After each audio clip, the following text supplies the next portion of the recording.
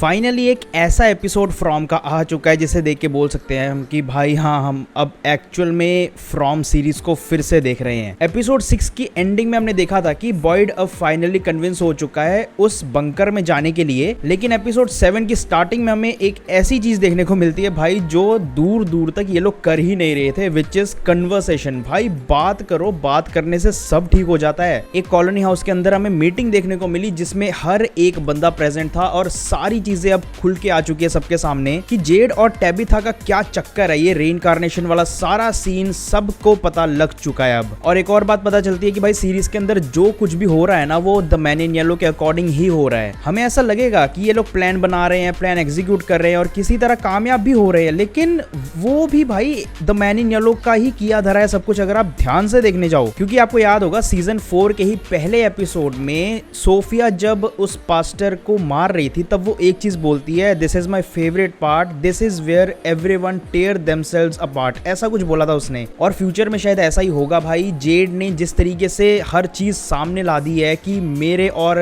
Tabitha के बीच में जो कुछ भी है, हमारा जो भी पास्ट लाइफ का जो भी वो रेइनकार्नेशन वाला सारा चक्कर है, अब कॉलोनी हाउस की उस मीटिंग में तो सबको पता लग गई है ये चीज। तो शायद जो सोफिया ने बोला था कि अब हर एक बंदा एक दूसरे पे ही ब्लेम डालने वाला है, जेड और जो टैबिथा है उसके ऊपर सारा ब्लेम जाने वाला है कि ये जो कुछ भी हो रहा है सिर्फ तुम दोनों के वजह से ही हो रहा है, क्योंकि तुम ही उनका रेइनकार्नेशन हो। इसीलिए मैंने यही बोला कि जो कुछ भी हो रहा है ना भाई सीरीज के अंदर, वो एकदम accurately the man in yellow के अकॉर्डिंग ही हो रहा है। एक और बहुत ही क्रेजी थ्योरी आ रही है कि अगर मिरांडा का रेइनकार्नेशन टैबिथा है और मिरांडा का बेटा विक्टर है, तो ऐसा भी हो सकता है कि विक्टर ने जो आज तक सहा है वही सेम चीज ईथन को आगे जाके सहनी पड़े, क्योंकि वो टैबिथा का बेटा है। जो भी विक्टर ने अपने बचपने में देखा, शायद अब सेम ईथन भी वो सब कुछ एक्सपीरियंस करे, और जो कि वो कर भी रहा है। उसने भाई अपने बाप को लाइव वैसे उस हालत में देखा है। लास्ट वाला जितना भी सीन था वो हमें लग तो रहा है कि भाई केनी किसी तरह बच गया है, और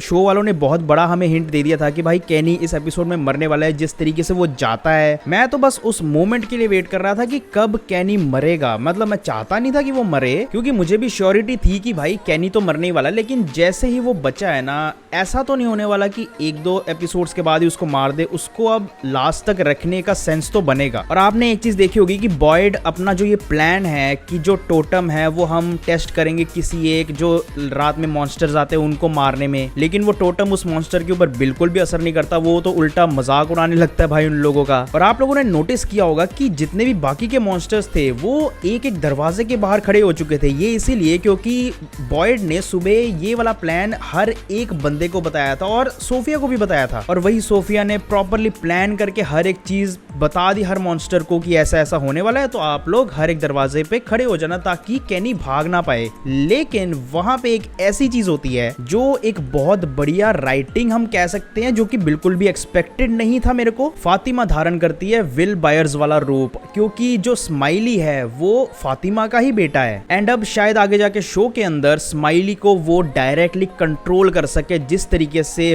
विल बायर्स ने वेक्ना को कंट्रोल किया था। और ये सब वो गोलम की वजह से ही हुआ है, क्योंकि फातिमा और उसका जो बेटा है जो कि स्माइली है वो कनेक्टेड तो है, और वो उसने पहले भी ये बताया हुआ है, उसने ये मेंशन किया हुआ है कि मुझे शुरू से ही जैसे ही उसका बर्थ हुआ था उसे एक कनेक्शन फील होता था उसके अंदर स्माइली के साथ, और गोलम की सुपरनेचुरल पावर ने उसकी हेल्प कर दी and now she can control smiley, क्योंकि हमें वो पीओवी भी दिखता है। एक सीन था जहाँ पे विक्टर, टैबिथा और ईथन उस कबाड़ खाने में जाते हैं और उस गाड़ी को खोजते हैं जिसमें द मैन इन येलो आया था, और टैबिथा उस गाड़ी को देखती है जिसमें मिरांडा आई थी, और वहां पे विक्टर को दिखता है एक ऐसा थैला जिसके अंदर थे लोगों के दांत। सीजन 4 के ही एपिसोड 2 की स्टार्टिंग में शायद वो सीन था, आपने देखा होगा कि सोफिया उस पास्टर के मुंह में हाथ डाल के उसके दांत तोड़ के बाहर निकाल रही थी। तो शायद द मैन इन येलो का यही एक तरीका होगा कि वो जिसको भी मारता है या जिसको भी खाता है उसके दांत इकट्ठे करके वो रख लेता है एक जगह पे। लेकिन आपने एक और चीज देखी होगी कि यार अगर वो अभी भी ये चीज कर रहा है तो वो थैला उस गाड़ी के अंदर क्यों है? मे बी शायद द मैन इन येलो को उस थैले से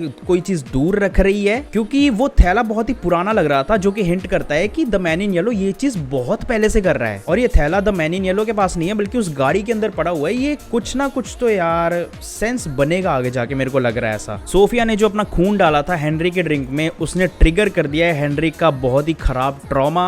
और आपने एक चीज नोटिस की होगी या नहीं की होगी मुझे नहीं पता, पर मैंने कर ली। जैसे ही वो विजन आता है ना हेनरी को, कि हेनरी जब उस हॉस्पिटल के बेड पे लेटा होता है ना, उस रूम की जो दीवारें हैं वो येलो कलर की है और जो हेनरी ने अपने पीछे तकिया ले रखा है वो भी येलो कलर का है। तो ये हिंट करता है कि ये सब एक प्रॉपरली बनाया हुआ है द मैन इन येलो के द्वारा। ये रियलिटी तो नहीं हो सकती, ये मतलब एक फोर्स्ड ट्रॉमा दिखाने की कोशिश की जा रही है। शायद ऐसा कोई ट्रॉमा हेनरी का ओरिजिनल लाइफ में भी हो, लेकिन ये जो प्रॉपर हमें सीन दिखाया गया है ये सीन उसकी रियलिटी का तो नहीं है। सोफिया की इतनी सारी पावर्स हमें ऑलरेडी पता लग चुकी है और इस एपिसोड में भी एक और पावर पता लग गई है कि भाई वो मंतर मुंतर का जाप करके एक मरे हुए इंसान को जगा सकती है। वो एक फर्टिलाइज्ड एग लेती है जिसके अंदर जान हो, वो तोड़ती है उस बंदे के ऊपर, मुझे उसका नाम भूल गया, और शायद मेटाफोरिकली जो उस फर्टिलाइज्ड एग के अंदर जान थी वो जान उसने सैक्रिफाइस कर दी और वही जान उस बंदे के अंदर चल गई एंड वो जिंदा हो गया। पता नहीं भाई और क्या क्या पावर्स है भाई द मैन इन येलो और सोफिया के अंदर जो हमें आगे के एपिसोड्स में पता लगे। पर हाँ, मुझे ये लग रहा है कि जो सोफिया ने प्लान किया था कि हर एक मॉन्स्टर हर दरवाजे के बाहर खड़ा होगा, ये बात किसी ना किसी ने नोटिस की होगी क्योंकि ये नॉर्मल नहीं था। पहली बार वो सारे मॉन्स्टर्स दिमाग यूज करते हुए दिखे हैं और शायद सब लोगों में से कोई ना कोई ये चीज उठाएगा, ये टॉपिक उठाएगा कि यार ये प्लान उनको पता कैसे लगा, और वहां से स्टार्ट हो सकती है इन्वेस्टिगेशन। और मेरे हिसाब से